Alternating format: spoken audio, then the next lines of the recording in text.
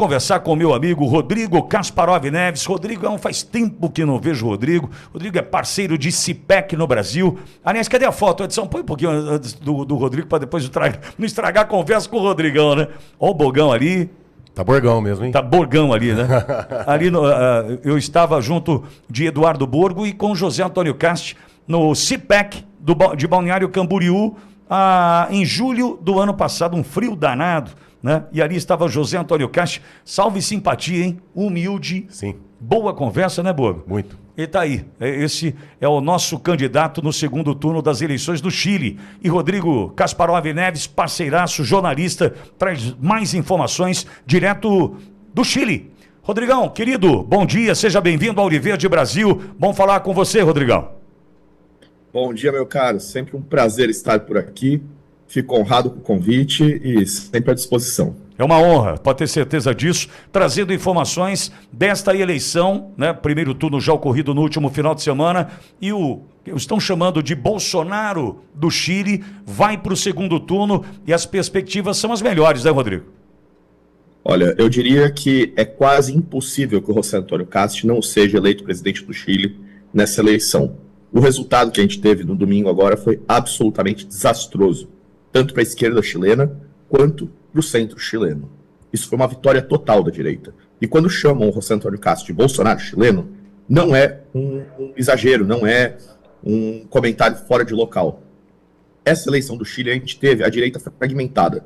Você teve uma candidatura mais alinhada com o bolsonarismo, que foi a do José Antônio Cast, e uma candidatura mais alinhada com o Milei, que foi o Johannes Kaiser. Somando os votos de todos os setores da direita e do centro, você já vê uma impossibilidade da Janete Hara se eleger presidente do Chile. O Cast, ele está partindo já com o apoio da Evelyn Matei, candidata de centro, equivalente ao PSDB local aqui no Chile, e com o apoio do Johannes Kaiser, que fez o papel de Milei na eleição chilena. O ponto é, a diferença de votos entre a Janete Hara e o José Antônio Cast foi muito, mas muito menor do que esperado. Isso surpreendeu até mesmo a esquerda e até mesmo o comando da Janete Hara. Quando começou a apurar as mesas, eu estava no comando do José Antônio Cast e a gente estava esperando ter uma votação no entorno ali dos 20%. O José Antônio Cast, ao final, ficou com 23,9%, ou seja, quase 24%. A Janete Hara, por sua vez, ela tinha preparado 3 discursos para 3 situações. Uma em que ela faria mais de 35% dos votos, uma em que ela faria entre 30% a 35% e outra em que ela faria 30%. E no final ela teve 26,8%. A diferença entre a Janete Hara e o Cast ficou de menos de 3 pontos. E a esquerda chilena nunca teve uma votação em primeiro turno menor do que 30%. Isso, para a esquerda, foi uma derrota histórica. Foi uma derrota catastrófica. Rodrigo, mas isso pode colocar na conta do Boric, né? Essa gestão desastrosa faz com que o resultado da esquerda seja esse, né? Sim, assim, isso é 100% responsabilidade do governo Boric. O governo Boric conseguiu ser o primeiro governo, desde o Allende, no Chile, a conseguir taxas de inflação e desemprego superiores à média latino-americana. Ele conseguiu a proeza de fazer com que a própria esquerda chilena se desestabilizasse. E isso piorou quando ele fez a escolha da Janete Hara para ser a candidata presidencial. Ela era ministra do Trabalho no governo Boric, no momento em que o Chile estava batendo índices recordes de desemprego e índices recordes de queda de salários e poder de compra. Foi uma escolha absolutamente maluca por parte do Boric, mas extremamente coerente ideologicamente, porque eles basicamente escolheram a pessoa mais radical do governo. E isso teve um resultado. Você vê que no próprio setor de esquerda houve uma fragmentação. Muita gente chegou e achava que o Franco Parisi não ia ter um bom desempenho eleitoral. Só que o Franco Parisi acabou por pegar boa parte do voto de esquerda antissistêmico. O Franco Parisi, que ficou em terceiro lugar, é um candidato prioritariamente antissistêmico. Ele sempre fala, não sou de esquerda, não sou de direita, é aquele discurso eternamente contra o governo, mas ele roubou muito voto da Janete Hara. E aí vem a parte que é pior para a esquerda. Entre o eleitorado do Parisi, basicamente, em torno de 76% vai votar no José Antônio Cast, se a gente pegar as pesquisas qualitativas dessa manhã. Isso quer dizer que a Hannet Hara não tem mais a quem recorrer. O José Antônio Cast já tem o apoio explícito da Evelyn Matei, já tem o apoio explícito do Johannes Kaiser. Só com isso, ele já tem o que ele precisa para se eleger. Mas ainda por cima, a maior parte dos eleitores do Parisi vão votar pelo Cast, até de setores da esquerda, como o Marco Henrique Ominami, que é uma espécie de candidato piada aqui. É um cara, é uma figura de esquerda que sempre sai à disputa, é tipo um Ciro Gomes chileno. Mesmo os eleitores deste cara tendem mais a votar no José Antônio Cast do que na Hannet Hara. Rodrigo, tamanha é a impopularidade do governo Boric. Posso fazer um paralelo? E me corrija, por gentileza, porque você conhece a realidade do Chile como poucos, né? Está aí, inclusive, agora, esteve com Cast durante a eleição no domingo. É como se Lula, o ano que vem, escolhesse o Boulos como candidato, né? Eu posso fazer essa comparação, né? Como se o Boric, quando escolhe ou quando coloca essa opção para o eleitorado, é mais ou menos o Lula dizendo, olha, não dá para mim, eu vou colocar o Boulos, algo ainda mais radical, ainda mais extremista do que o próprio Lula. Eu posso fazer essa comparação, não posso? Facilmente, facilmente. Eu diria que seria até pior. Seria o Lula chegar e virar, a minha candidata é a Talíria Petroni.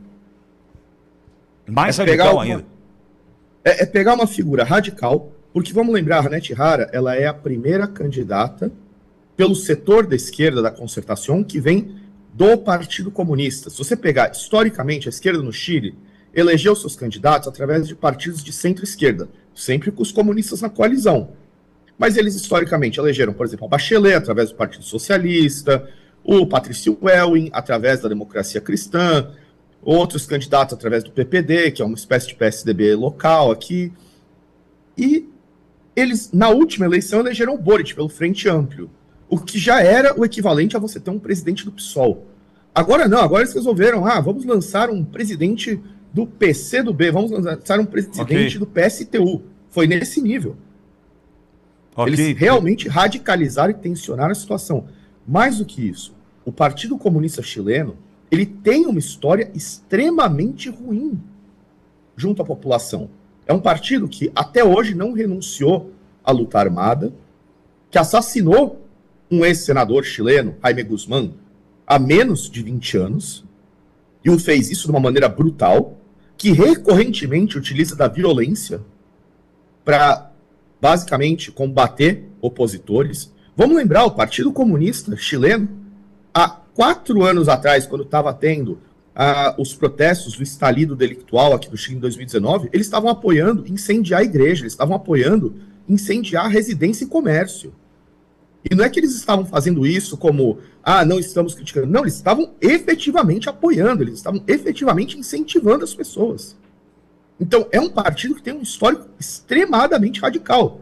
E lançaram uma figura altamente impopular, uma ministra do Trabalho, que não há outro termo para descrever, incompetente, de um governo que tinha escândalos toda semana.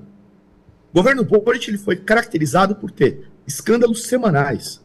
E foram coisas horríveis, foram coisas desde assessor da Presidência da República baixando pornografia infantil em computadores do Palácio de La Moneda, até caso de subsecretário do interior, o caso Monsalve, em que o subsecretário do interior, que seria o equivalente ao chefe de gabinete da Casa Civil no Brasil, levar uma colega de trabalho num restaurante e estuprá-la.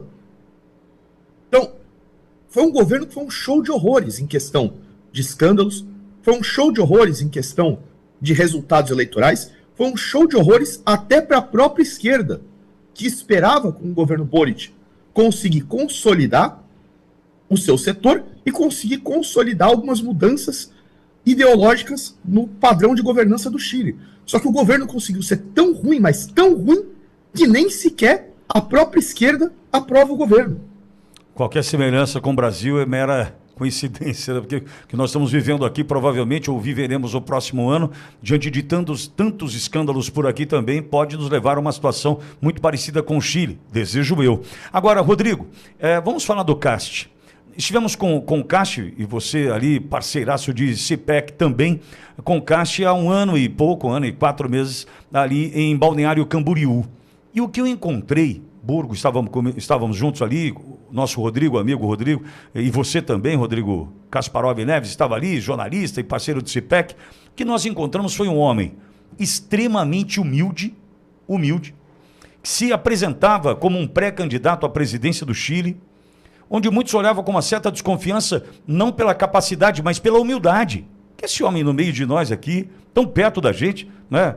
Conversa, pô, eu peguei um Uber com o Casti para de voltar para o hotel. Rodrigão, Casti e eu no Uber, voltando para o hotel, numa conversa franca, amistosa, afável, né? Humilde, mostrando o seguinte, Rodrigo, é um candidato próximo do povo. Ele guarda ainda essas características, mesmo com esse resultado. Quem é o José Antônio Casti hoje, que tem reais condições de ser o novo presidente do Chile? Vamos lá, o José Antônio Casti, ele é uma figura extremamente acessível, extremamente de bom trato. Qual que é a origem do José Antônio Casti? Isso é importante pensar. Historicamente, o Chile ele teve um processo muito parecido com o do Brasil, de você ter uma falsa direita e a esquerda disputando as eleições. Aqui você tinha Sebastián Piñera e Chile Vamos, que é o equivalente ao tucanismo no Chile, contra a esquerda. E o José Antônio Casti ele foi uma ruptura disso. O José Antônio Casti foi o cara que chegou, criou seu próprio partido, o Partido Republicano, e normalmente o que era considerado a direita chilena era algo bem elitista, era algo que era restrito a alguns bairros mais ricos de Santiago, restrito a um pessoal mais difícil de acessar. Já o José Antônio Casti não, ele é um cara que veio do interior do Chile, ele é de uma cidade chamada Buin, que é uma cidade rural na região metropolitana do Chile. Ele teve uma criação basicamente muito acessível, ele sempre foi um cara conhecido na política local em Buin, por ser uma figura que qualquer um acessava. Quando ele foi vereador na cidade, ele era um sujeito que literalmente passava o dia inteiro conversando com as pessoas, o dia inteiro na rua consultando a população, e isso, quando ele se tornou deputado, ele manteve. Quando ele fundou o Partido Republicano, ele manteve. Eu me lembro que, quando eu participei da fundação do Partido Republicano, isso lá em 2019, não havia uma lista fechada de quem podia entrar ou não na sede do partido. Era aberto. E o José Antônio Casti recebia todo mundo. Depois, ao decorrer das eleições, ele foi ganhando. Chegou a eleição de 2022, ele por pouco não ganhou, só não ganhou por um erro estratégico ali no segundo turno. Mas ele sempre foi uma pessoa muito fácil de dialogar, sempre foi uma pessoa muito boa de estabelecer relações sociais, e isso é uma característica dele. Por isso mesmo que ele conseguiu desarticular de forma tão eficaz a falsa direita chilena e construir um movimento do nada. Vamos lembrar, há 6 anos atrás, o José Antônio Casti tinha um deputado. Hoje, ele acabou de eleger 28. Ele elegeu 28 deputados, o que no Chile é coisa pra caramba. Eleger 28 deputados no Chile é o equivalente a eleger 150 no Brasil. Se você pegar a coalizão inteira, que aí inclui o Partido Republicano, o Partido Libertário e o Partido Social Cristão, a gente está falando de uma quantidade muito grande de votos. A gente está falando de 28 cadeiras, incluindo os republicanos e o Partido Social Cristão, e outras 9 cadeiras do Partido Libertário. Então, falei 9, são 8 cadeiras do Partido Libertário. A gente está falando de uma possibilidade da direita governar com maioria na Câmara dos Deputados e no Senado. Talvez vai precisar fazer algum acordo pontual com alguns deputados, senadores, seja do Chile Vamos, seja do PDR, o Partido de la Gente, que é um partido mais de centro, mas ainda assim, o Casti, por ser uma figura acessível, por ser uma figura de fácil diálogo, por ser um bom articulador político, ele conseguiu montar um partido grande do zero. Isso é mérito 100% dele. Na CEPAC, o Casti ele teve na CEPAC brasileira desde o início. A primeira CEPAC que ele teve foi de 2019, em São Paulo.